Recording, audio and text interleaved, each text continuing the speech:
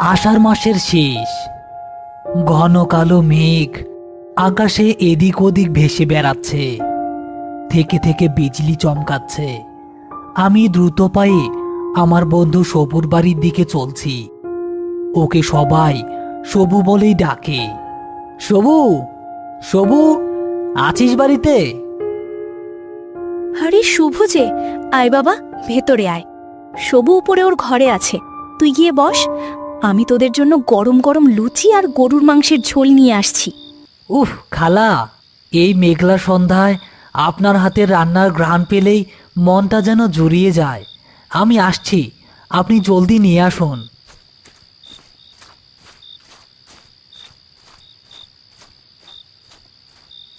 কি রে সবু, একা একা কি করছিস? আরে শুভ যে, আয় বস। এই তো ভাই, গল্পের বই পড়ছিলাম। কলেজের পরীক্ষা তো শেষ, লম্বা ছুটি পড়ে গেল। ভাবছি কোথাও থেকে ঘুরে এলে মন্দ হতো না। একদম ঠিক বলেছিস, কিন্তু যাবি কোথায়? কোনো নিরিবিলি শান্ত জায়গা হতে হবে কিন্তু। আহ আমাদের দেশের বাড়ি শীতলপুর যাবি? তোর কাছে তো অনেকবার গল্প করেছি ওখানকার। প্রায় বছর ছয়েক আগে শেষবার গিয়েছিলাম দাদাজান ইন্তেকাল করার আগে। কিন্তু ব্যাপার কি জানিস, এত বছর বাড়ি থাকা সত্ত্বেও দাদাজান আমাদের কাউকে ওখানে রাতে থাকতে দিতেন না। উনি একাই থাকতেন। বলিস কি, এখন ওখানে কে থাকে? দেখাশোনার জন্য একজন থাকে।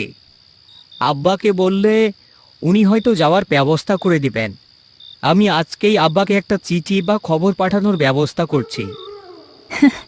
এই নে বাবা, তোদের জন্য গরম গরম ফুলকো লুচি আর লাল লাল ঝাল ঝাল আলুর দম আর মাংস নিয়ে এলাম। সুবহান আল্লাহ, কি অপূর্ব ঘ্রাণ খালা। বসেন আমাদের সাথে। তোরা কি নিয়ে গল্প করছিলি? মা, এই ছুটিতে আমরা শীতলপুরের বাড়িতে বেড়াতে যাওয়ার কথা ভাবছিলাম।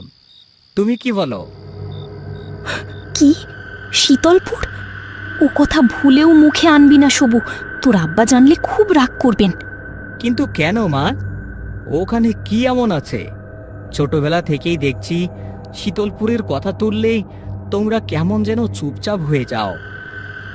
আমি সবটা জানি না বাবা, তবে তোর দাদাজানের মুখে শুনেছি ওখানে ভয়ঙ্কর কিছু একটা আছে। গ্রামের লোক ওটাকে কালা হেকো বলে ডাকে। তোর আব্বাও ভয় পায়। আরে ধুর মা, ওসব গ্রাম্য কুসংস্কার। আমি আব্বার সাথে কথা বলে নেব। তোরা শীতলপুরেই যাবি? তোর দাদাজান পর্যন্ত কোনোদিন আমাকে রাতে ওখানে থাকতে দেননি, আর এখন তোরা বলছিস তোরা ওখানে গিয়ে থাকবি? আব্বা, কারণটা তো বলবেন। দাদাজান কেন বারণ করতেন? হ্যাঁ, উনি কোনোদিন পরিষ্কার করে কিছু বলেননি, শুধু বলতেন রাতে ওখানে থাকা যাবে না। তবে যখনই ওখানে যেতাম, যাওয়ার আগে এই বিশেষ তাবিজটা উনি আমাকে পরিয়ে দিতেন, আর তখন থেকেই এটা আমার গলায় থাকে। শোন বাবা, তোদের দুজনকে আমি একা ওই অভিশপ্ত বাড়িতে ছাড়তে পারবো না। আমিও তোদের সঙ্গে যাব।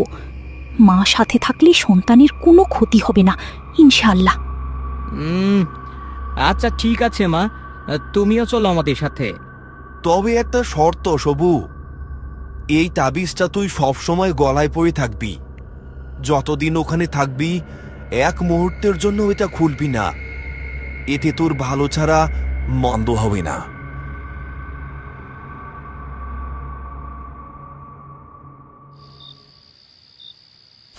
পরিকল্পনা অনুযায়ী আমরা তিনজন রওনা হলাম। রোববার বিকেলে যখন শীতলপুর স্টেশনে পৌঁছালাম, তখন সন্ধ্যা ঘনিয়ে এসেছে। আকাশ চিরে মাঝে মাঝে বিদ্যুৎ চমকাচ্ছে। কিরে সবু, এখন কোন দিকে যেতে হবে, চিনতে পারবি তো? আব্বা বলেছিল স্টেশন থেকে পশ্চিম দিকে গেলেই কিছু একটা পাওয়া যাবে। ওই দেখ, একটা ভ্যান দাঁড়িয়ে আছে। ও চাচা, শীতলপুর জমিদার বাড়ি যাবেন? এত রাতে জমিদার বাড়িতে কি কাজ আপনাদের? ওটা আমাদের দাদাজানের বাড়ি। আমরা ঢাকা থেকে এসেছি বেড়াতে। ও আচ্ছা, তাহলে উঠে বসুন। ভাড়া কিন্তু 50 টাকা লাগবে।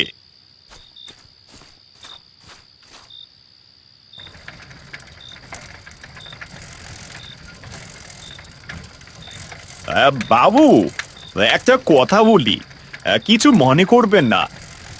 যদি জমিদার বাড়িতে থাকার নিয়ত করে থাকেন, তবে আমি বলবো সেখানে না থাকাই ভালো। কেন চাচা, এমন কথা কেন বলছেন? বাবু, ওই বাড়িতে জিন ভূতের আসর আছে। আপনারা সাবধানে থাকবেন। বিশ্বাস করা না করা ওইটা আপনাদের ব্যাপার। ভ্যান চালক আমাদের নামিয়ে দিয়ে টাকা নিয়ে দ্রুত পালিয়ে গেল। সামনে তাকিয়ে দেখি এক বিশাল অট্টালিকা কালের নিয়মে জরাজীর্ণ হয়ে পড়েছে। চল সবু, ভেতরে যাই, বেশ খিদে পেয়েছে। ভেতর থেকে পুরনো কোয়ার্টার কাশিম চাচা বেরিয়ে আসেন। দাদাবাবু, আপনারা এসেছেন? মা জননীও এসেছেন? আলহামদুলিল্লাহ। আপনারা ভেতরে বসেন। আজ আপনারা আসবেন বলে আমি রান্না বান্না করে অপেক্ষা করে বসেছিলাম।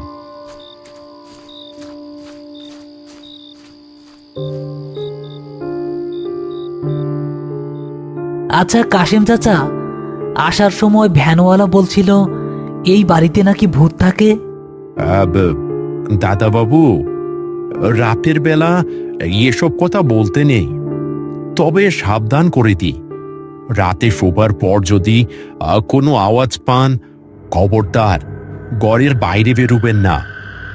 আমি বারান্দায় শুয়ে আছি, কিছু হলে আমি দেখব, কিন্তু আপনারা ভেতর থেকে দরজা খুলবেন না।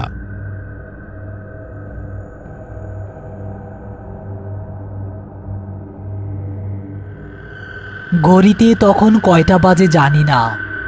হঠাৎ আমার দম বন্ধ হয়ে আসতে লাগলো।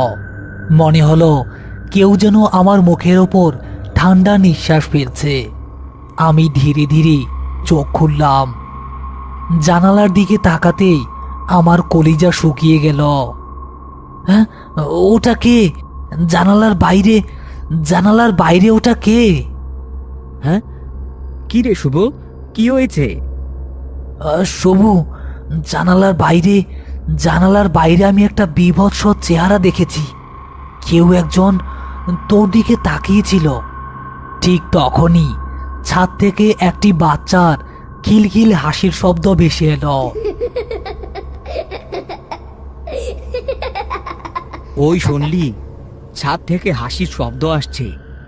এত রাতে ছাদে কে? খালা পাশের ঘর থেকে ছুটে এলেন। কি হয়েছে বাবা, তোরা চিৎকার করছিস কেন? দাদাবাবু, ওরা জেগে উঠেছে। কালো হোকা জেগে উঠেছে।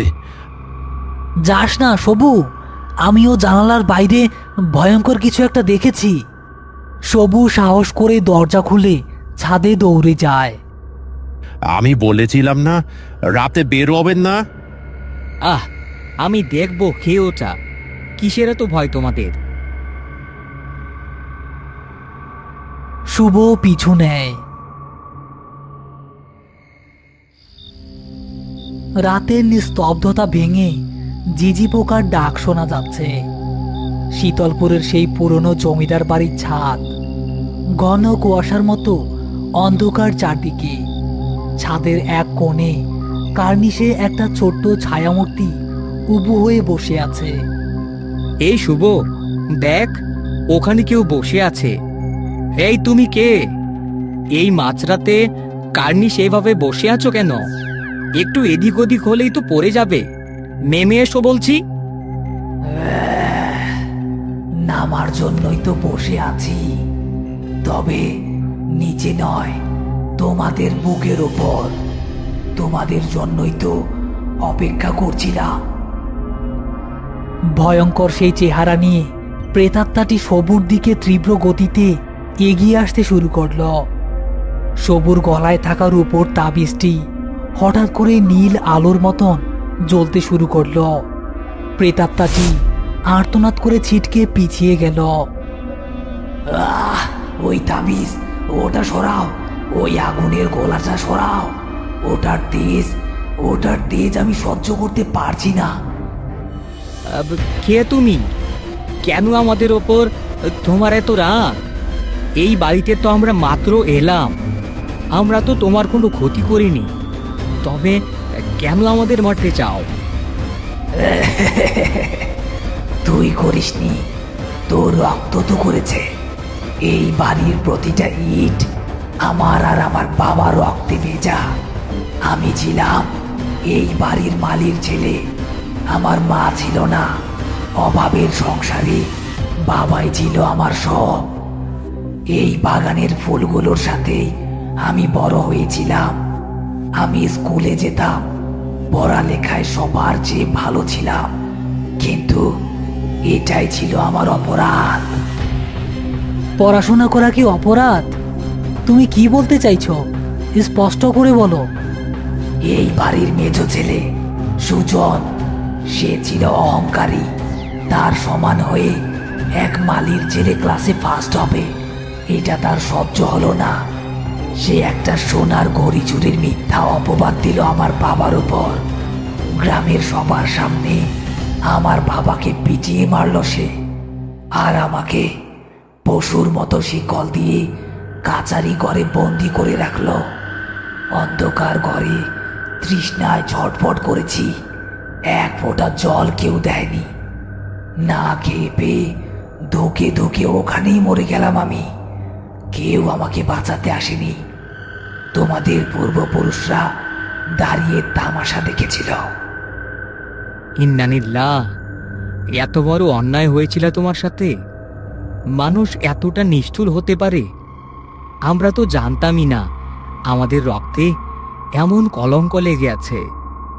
ভাই, তোমার প্রতিটা কথা আমাদের বুকে তীরের মতো বিচ্ছে। যে পাপ আমাদের পূর্বপুরুষরা করেছে তার ক্ষমা চাওয়ার ভাষা আমাদের নেই, কিন্তু আমরা তোমাকে কথা দিচ্ছি, তোমার উপর থেকে সব চুরির অপবাদ আমরা আজই মুছে দেব। কাল সকালে সারা গ্রাম জানবে তুমি চোর ছিলে না, তুমি ছিলে একজন মেধাবী শিক্ষার্থী।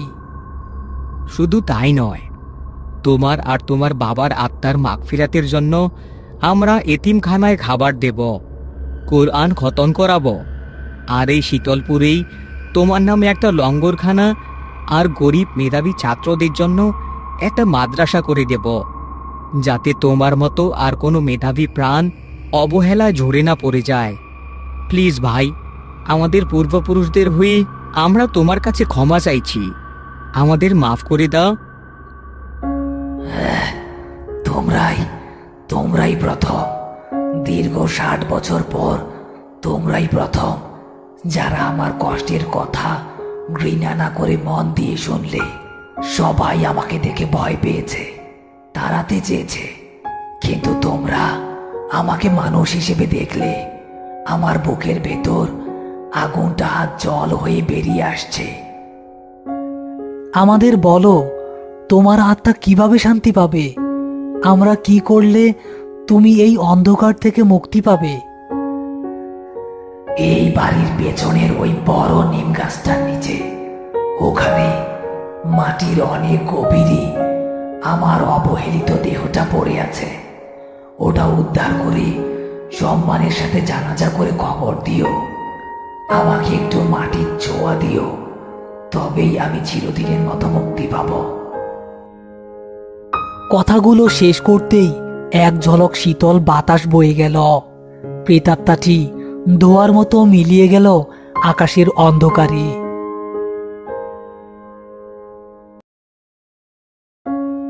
পরদিন সকালে গ্রামের লোকজনকে নিয়ে সেই নিম গাছের নিচ থেকে ছেলেটির কঙ্কাল উদ্ধার করা হলো।